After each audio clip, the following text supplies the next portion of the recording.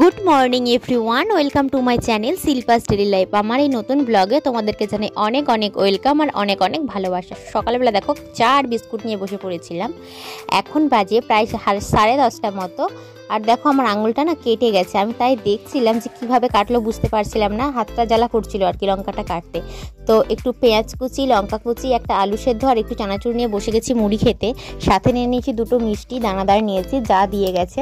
আর আমার এই দানাদারটা খেতে বেশ ভালো লাগে, তো এটা দিয়ে আমি মুড়িটা খেয়ে নিই। আর এখন দেখো স্নান টান করে একেবারে চলে এসেছি রান্নাঘরে। আজকে কি কি রান্না করেছি সেগুলো তোমাদের সাথে দেখানো হয়নি, তাই ভাবলাম দেখিয়ে দিই আজকে কি কি রান্না করেছি। খাবারটা যেহেতু এখন বাড়বো, 1:30 মতো বাজে। এই যে আজকে করেছি সর্ষে বাটা দিয়ে মাছের ঝাল বানিয়েছি।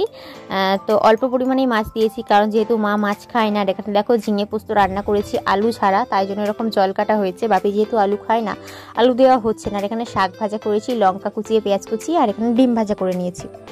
আর দুপুরবেলা খাওয়া দাওয়ার পর দেখো এখানে আমি ভাবলাম যে জামা কাপড়গুলো একটু ভাঁজ করে করে রাখি।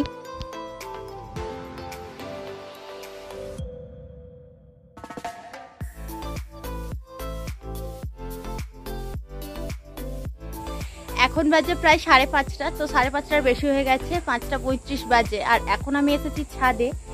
আর তো দুপুরবেলা দেখলাম বৃষ্টি পড়ছিল, আর আজকে না সকালবেলা অনেকগুলো হনুমান এসেছিল। তারা কি করেছে, যেই বাঁশগুলোর মধ্যে দড়িগুলো আটকানো ছিল তাতে জামা কাপড় মেলা হতো, এত লাফিয়েছে যে আজকে পুরো বাঁশ টাসগুলো ভেঙে গেছে। তো তার জন্য কি হয়েছে, দড়িগুলো সব নিচু হয়ে গেছে।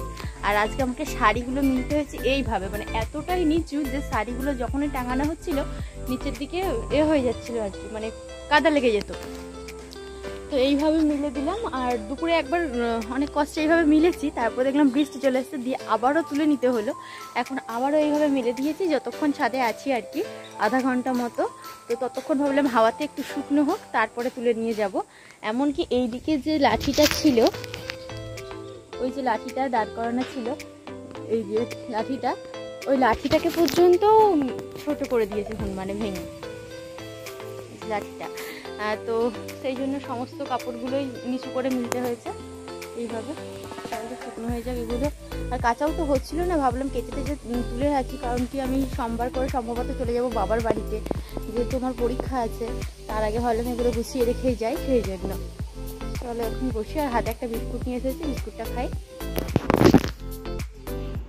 এখন বাজে প্রায় 7টা। এখানে আমি চা আর বিস্কুট নিয়ে বসে গেছি, বিস্কুটটা খাওয়া হয়ে গেছে। বাপিমা গেছে গোয়ালে, কারণ কি গরুর হচ্ছে শরীরটা একটু খারাপ, তো ডক্টরবাবু এসেছেন, তো তাকে নিয়ে গেছে গোয়ালে।